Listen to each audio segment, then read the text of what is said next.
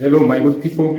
Welcome back to my channel. This is Ken Ochilo, and I want to welcome you back to my channel. And for those who have subscribed to my channel and always coming back to me and seeing this channel how it's growing, thank you very much, and keep pushing on, and also keep supporting me. And if you are new to this channel, please consider subscribing. Okay, so today I just want to talk to someone, mostly those who are interested in the Mabati houses, the shacks, the Mabati shacks. I want to tell you something. It's perceived that many of us perceive that the Mabati houses are cheap. I want to give you a tip and get this, because this is the reason why I'm doing this. It's been coming to me many times. They're asking about the cost, the two bedroom, the cost. Let me show you. There's two types of Mabati houses, or if you like, the Mabati shacks. One is just a normal Mabati, the typical, where you just buy the round poles, you build a structure, then put Mabati on top and on the bottom. Then maybe it's like you just do a partitioning and you start living your life in that house. Then there is another one, this one where you still do the same procedure, but now this one is where you do the best, you furnish inside. You just do it like a normal house. Inside you do the walling with the gypsum boards, the tilings, and you make sure you have the kitchen, the wardrobe, and everything. The fully furnished Mabati house or shack is very expensive. It can cost you up to 1.5 or more, depending on whatever material you've used, and also the sizes of your house. And some even goes to around 1.8, some even 800,000, some even 1 million. So it will depend with the size and also what you've used inside.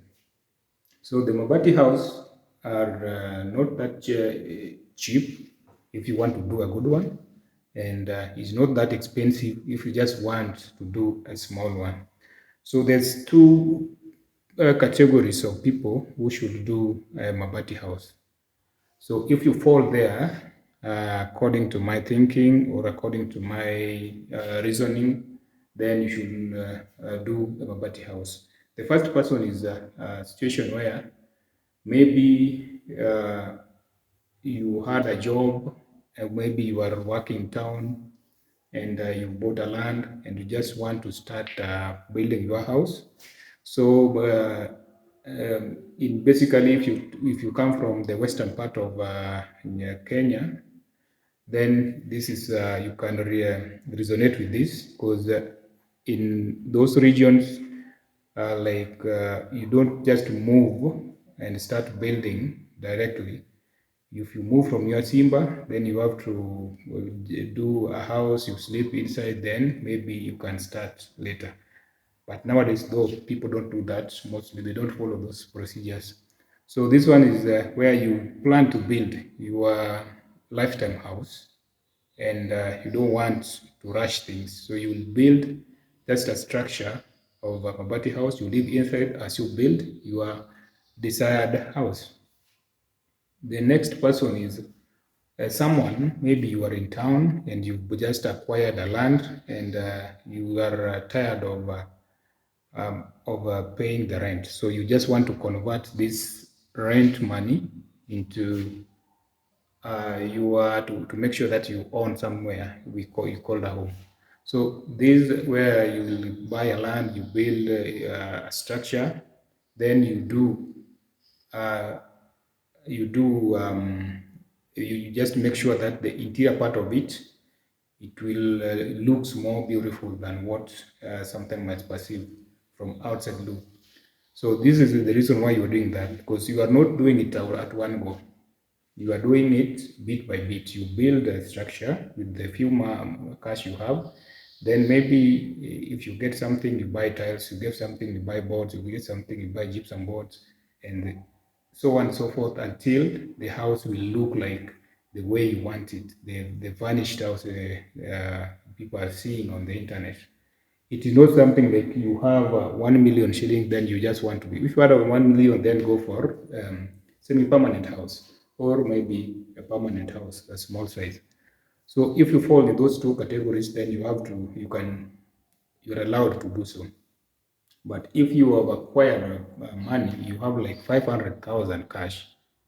There's no reason why you should do a Mabati house unless if you have some reason, then you can do that.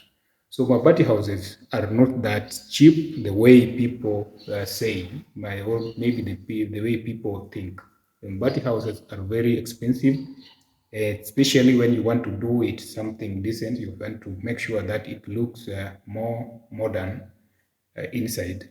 It will cost you a lot because a three-bedroom Mabati house will cost you around 130 sheets or more, depending on the size and also the type of the roofing you are going to do. So it will cost you around 130 or more iron sheets to build it. You will also need to do the partitioning. You will need the gypsum boards.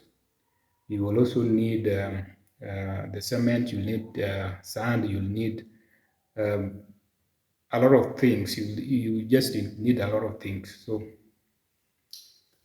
that's why it makes it more expensive if you just start doing the calculation one by one. So if you are that kind of a person, just if you want to do that and you are in a hurry, you don't have any source of income apart from what you have, you have like 300,000 or more, or maybe 500,000, then don't do a Mabati house, but just do something that will keep you for long and you'll be happy in it. But if you want that, you can just do it. If you have like 300,000, then start building the structure. And bit by bit, if you have something you add, then until you reach what you want. So if you have something, you will add on maybe let's say after building that, then you want to do the floors, you buy sand. If you get maybe 20,000, you buy sand, then get another maybe 15,000, go for maybe cement, and bit by bit you will reach there. But otherwise, the Mabati houses are not that cheap. Ask anyone who have done a good modern Mabati houses, they will tell you it costs them more than 500,000 to reach where they are at the moment.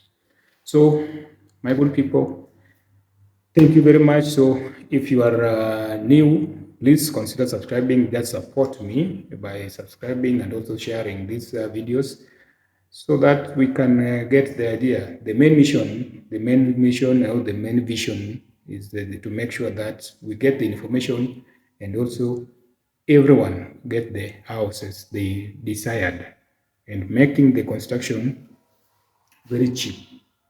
That's our mission. So until then, thank you very much.